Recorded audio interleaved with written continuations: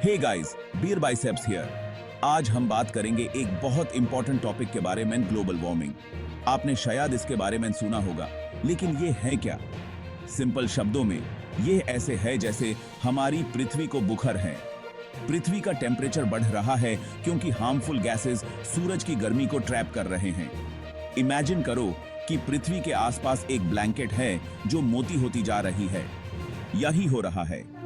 यह गर्मी अच्छी नहीं है और इसकी वजह से कई प्रॉब्लम्स हो रही हैं। हमें समझना होगा कि ग्लोबल वार्मिंग क्यों हो रहा है और यूज कम करने के लिए क्या कर सकते हैं। ये हमारी पृथ्वी है और अब टाइम आ गया है कि हम इसके लिए लड़ें। आइए इस ग्रीन हाउस इफेक्ट को समझते हैं। इमेजिन करो एक ग्रीन हाउस जिसमें प्लांट्स ग्रो करते हैं। उसका ग्लास रूफ अंदर गर्मी को ट्रैप करता है। पृथ्वी का एटमॉस्फेयर उस ग्रीन हाउस की तरह है और उसमें मौजूद कुछ गैसेस उस ग्लास की तरह काम करते हैं जो सूरज की गर्मी को ट्रैप करते हैं। इन गैसेस को ग्रीन हाउस गैसेस कहते हैं। हमें इनमें से कुछ गैसेस की जरूरत होती है ताकि हमारी पृथ्वी गर्म और रहने लायक बनी रहे। लेकिन हम ह्यूमंस इन गैसेस की मात्रा एटमॉस्फेयर में बहुत बढ़ा रहे हैं, mainly by burning fossil fuels जैसे कोल, ऑयल और गैस फॉर एनर्जी। ये ऐसे है जैसे हम पृथ्वी के ब्लैंकेट में और लेयर्स ऐड कर रहे हैं जिससे वो बहुत ज्यादा गर्म हो रही है। पृथ्वी का टेम्परेचर लगातार बढ़ रहा है, specially in the last few decades. Scientist इस पार नजर रखे हुए हैं और सबूत साफ है, हमारी पृथ्वी गर्म हो रही है। टेम्परेचर में ये बढ़ोतरी सिर्फ गर्मियों के लिए ही नहीं है। इसकी वजह से पूरी दुनिया में बड़े चेंजेस हो रहे हैं, जैसे ग्लेशियर्स का पिघलना, सी लेवल्स का बढ़ना और ज्यादा एक्सट्रीम वेदर इवेंट्स। ये चेंजेस दुनिया भर में लोगों और इकोसिस्टम्स को प्रभावित कर रहे हैं। हमें साइंस को सुनना होगा और अभी एक्शन लेना होगा before it's too late. Global warming का एक सबसे स्केरी इफेक्ट है आइस कैप्स और ग्लेशियर्स का पिघलना।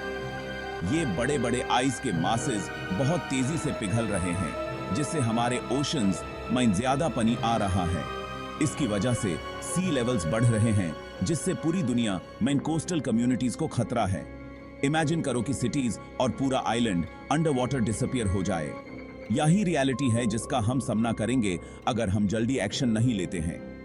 हमें मिलकर काम करना होगा ताकि ग्रीन हाउस गैस इमिशंस को कम कर सकें और इस डेंजरस ट्रेंड को स्लो डाउन कर सकें।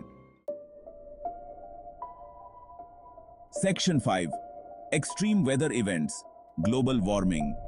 आग में घी डाल रहा है। क्या आपने नोटिस किया है कि आजकल एक्सट्रीम वेदर इवेंट्स बढ़ गए हैं?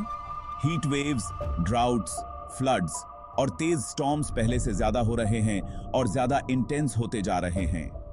ग्लोबल वार्मिंग इन इवेंट्स को और भी बदतर बना रहा है। साइंस साफ है, एक वार्मर एटमॉस्फेयर में ज्यादा मॉइस्चर होती है, जिसके कारण ज्यादा बारिश होती है और बाढ़ बढ़ती है।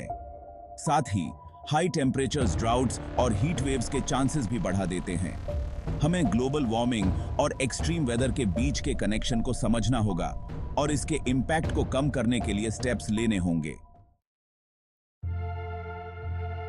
Section 6, impact on biodiversity. हमारे प्लैनेट की अनमोल जिंदगी खतरे में है। ग्लोबल वार्मिंग सिर्फ ह्यूमंस के लिए ही प्रॉब्लम नहीं है, ये पृथ्वी पर मौजूद हर जिंदा चीज के लिए खतरा है। डिफॉरेस्टेशन, राइजिंग टेम्परेचर्स और चेंजिंग वेदर पैटर्न्स के कारण प्लांट्स और एनिमल्स अपने हैबिटेट्स खो रहे हैं। कई स्पीशीज इन तेजी से होने वाले चेंजेस के साथ अडेप्ट करने में दिक्कत महसूस कर रहे हैं और उनके एक्सटिंक्ट होने का खतरा है। हम अनमोल बायोडाइवर्सिटी खो रहे हैं, जो कि हमारे प्लैनेट और हमारे अपने वेलबीइंग के लिए बहुत इंपॉर्टेंट है। हमें अपने प्लैनेट की बायोडाइवर्सिटी की रक्षा करनी होगी और सभी क्रीचर्स के लिए एक हेल्थी फ्यूचर इंश्योर करना होगा। सेक्शन 7, सॉल्यूशंस, हर छोटा कदम मायने रखता है। ऑल राइट गाइस, अब बहुत हुआ डूम एंड ग्लूम। अच्छी बात यह है कि हम अभी भी चीजों को सुधर सकते हैं। हमारे पास ग्लोबल वार्मिंग से लड़ने और सभी के लिए एक हेल्थी प्लैनेट बनाने की पावर है। तो हम क्या कर सकते हैं? बहुत कुछ एक्चुअली। हम रिन्यूएबल एनर्जी सोर्सेज जैसे सोलर और विंड पावर यूज कर सकते हैं, फॉसिल फ्यूल्स पर अपनी डिपेंडेंस कम कर सकते हैं और एनर्जी एफिशिएंट टेक्नोलॉजीज में इन्वेस्ट कर सकते हैं। हमारे डेली लाइव्स में सिंपल चेंजेस भी फर्क ला सकते हैं। पब्लिक ट्रांसपोर्टेशन यूज करो, जब भी पॉसिबल हो वॉक या साइकिल यूज करो, वाटर और इलेक्ट्रिसिटी कंजर्व करो और रिड्यूस, रीयूज एंड रिसाइकल करो। सेक्शन 8 कॉल टू एक्शन, बदलाव बनिए, अपने प्लेनेट को बचाइए। This is a call to action guys. Global warming एक रियल और अर्जेंट थ्रेट है, लेकिन हम सब मिलकर इससे लड़ सकते हैं। आइए वो जनरेशन बनते हैं जो क्लाइमेट चेंज के खिलाफ लड़ाई में जीत हासिल करे। इस बारे में बात करो, दूसरों को एजुकेट करो और अपने लीडर से एक्शन की डिमांड करो। क्लाइमेट सॉल्यूशंस पर काम करने वाली ऑर्गेनाइजेशंस को सपोर्ट करो और अपनी लाइफ में कॉन्शियस चॉइसेस करो। याद रखो, हर छोटा कदम मायने रखता है। साथ में हम फर्क ला सकते हैं और अपने और आने वाली जनरेशंस के लिए एक ब्राइटर फ्यूचर बना सकते हैं। Let's do this.